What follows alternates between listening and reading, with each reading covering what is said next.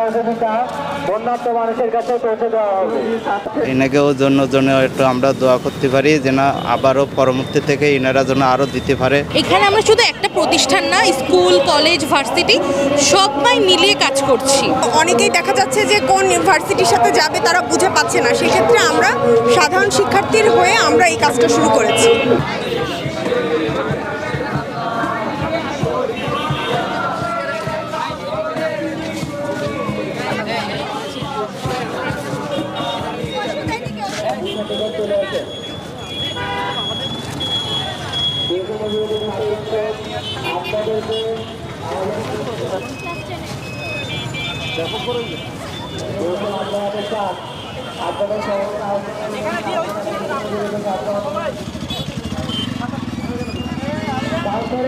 আলহামদুলিল্লাহ আমাদের অনেক কালেকশন হয়েছে, মিনিমাম 15 থেকে 20 বস্তা কাপড়ই আমাদের জমা হয়েছে।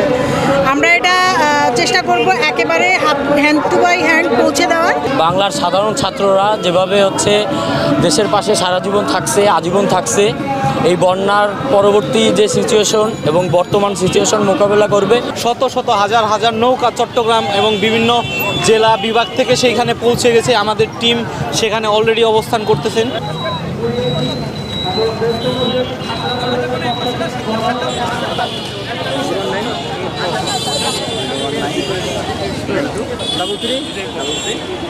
আপনি কি নিউজ করতে আইছেন নাকি?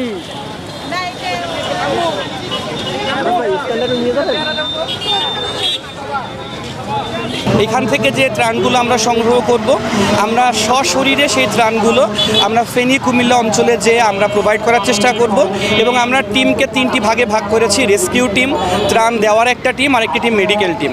আমাদের এই নিঃস্বার্থ কাজটাকে আমি মনে করি যে আমাদের জনগণ সবাই সাপোর্ট করছে, আর আপনি দেখতে পাচ্ছেন যে সেই সাপোর্টটা ঠিক কত বড়। আমরা আজকে সারাদিন আছি, কালকে সারাদিন থাকবো মানুষের ভালোবাসায়, মানুষের আবেগে আপ্লুত।